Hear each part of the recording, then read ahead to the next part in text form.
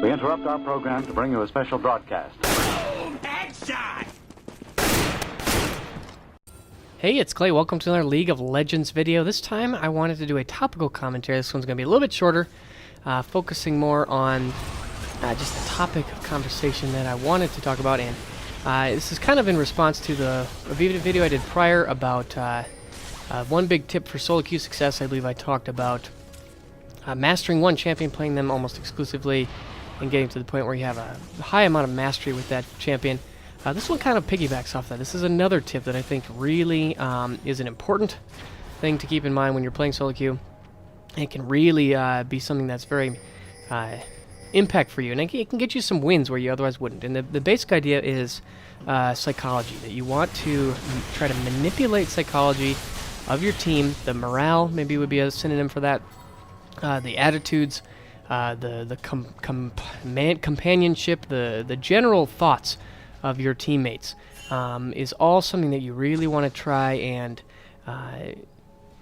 keep centered and keep grounded and keep it all very it's just extremely important. You can see this game is a really good highlight of that. I actually am coming into this game partway through because this game actually we totally goofed. I'm playing with my friend Dave, who is Snowbaka. If you've seen him before, we often duo queue together, and he usually plays support and I usually play AD carry. But if you'll notice, I am actually on Lulu this game, and he is on Ezreal. And if you'll also notice that we are way behind. He's 1-3-2, 42 CS compared to 154, 5, 1-1. You can see getting a nice polymorph there to help him pick up the kill into Trist. But basically, we first picked Lulu, and I wanted to see what kind of AD carry I wanted to pick. But we forgot to switch. We forgot to swap out once the champions had been picked.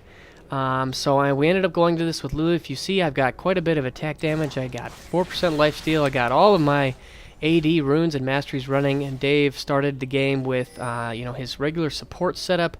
No flat attack damage. I think he had 0-921 masteries, or maybe 9-0-21 masteries. Gold per 5, Quince, stuff like that. That 9 yards. I mean, just totally messed everything up. And our lane suffered. Like, we really struggled. Trist is way ahead in this game. But the most important thing that I want to highlight about this game is that we didn't give up. We didn't just say, oh, that sucks, we're just gonna quit. Not worth playing anymore.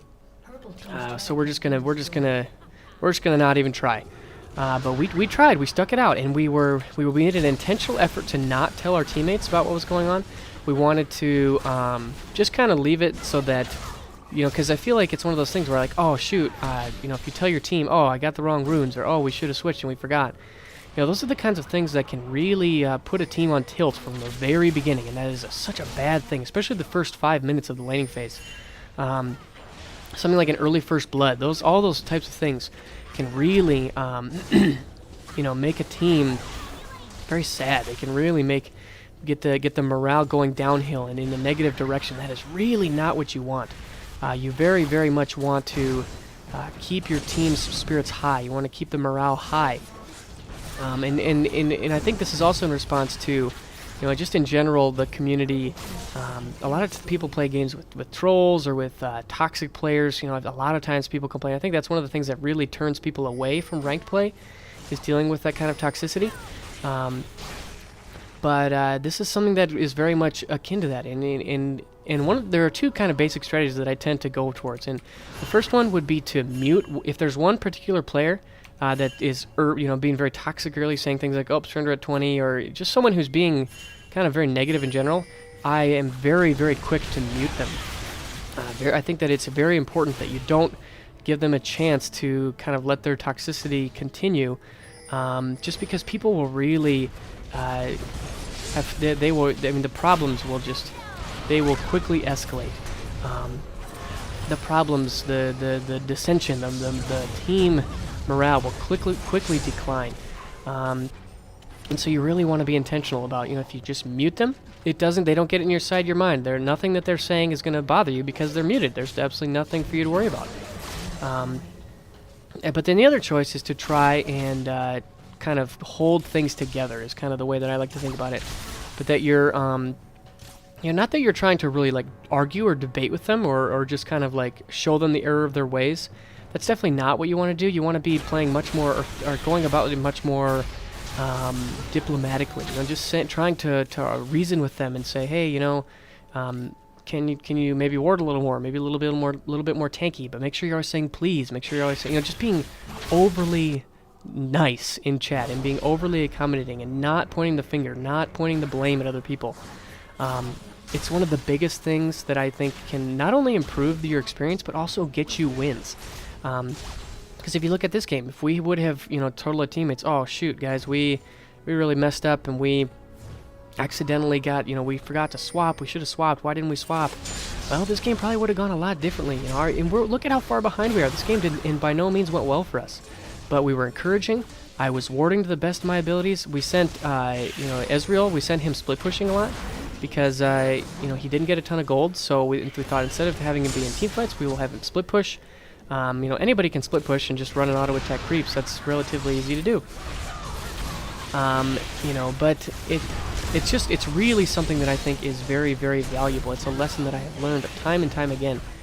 You can see we're fighting these team fights pretty much 4v5, and we are winning. Although actually we do end up losing this one, but still, the point remains the same. This game is close. We are in this game. Elise is really fed. Orianna is also quite large. So make sure that you're always trying to keep, the morale and spirits high of your team. Other things that you can do is just encouraging people for good plays. If you have a support who sets down a ward that saves your life, thank them. Ping the ward and say, this just saved my life. Thank you very much. If you've got a jungler who has a good gank, say, good job. Just a GJ. Good job. That can really go a long ways, and it'll make him want to come and gank for you again. Little things like that. The point of this is that you cannot underestimate the power of psychology in your League of Legends teams. The power of positive thinking, the power of working together as a unit. Because teamwork is hands down. People. I feel like a lot of times people will make these videos about, what's the best? Who are the best champions to carry and solo queue with? That's a very, you'll get all these assassins or you'll get all these carry type champions who can really snowball games and get resets. Maybe that's true, but I am a firm believer that the best way to carry a game is with teamwork. Just very basic, straightforward teamwork. That's the best way to carry games, in my opinion, is to encourage teamwork. And I feel like that is a very underestimated skill that people don't really value very much, or they don't really invest a lot in. You can see this Elise is so fed that she's one-shotting Trist with her combo. So even though Trist got massive, well, we've got an Elise who can deal with that. We're still 3k gold down, but we're pushing mid lane. We've got a 4v5 going. We're taking objectives. I think that this game really goes a long ways to display at this point that if you can make sure that you aren't getting down on yourselves, that you're not having all these fights and dissension and problems within your teams, you can really go a long ways towards winning more games. That's because that's the ultimate. People want to win more games. I feel like that is like the maxim that everyone in League of Legends can live by, is that there's one thing they want to win more games. Well, in my experience, this idea that you're really trying to play nice with your team and you're trying to try to gain their favor and their teamwork and lift up their spirits, those are the types of things that you can do to try and do that type of thing. So you can see right here, Elise just got a nice triple kill. I had a really nicely timed ult to make her really massive so her tower dive went more successfully. I'm not a support player, but I think I made a pretty good play right there to help us win the game. We just tied the gold lead. Look at our 80 carries comparison. 87, 2, 4, and 6 versus 200, 10, 5, and 5. This is not a game to say like, oh my goodness, look at how bad, Ezreal was this game. But the point is to say that despite how poorly our lane went, we've got other lanes that are doing well too. Elise has 15 kills. It's not even that she got super massive all on her own. In some ways, Lee Sin really isn't that far behind her.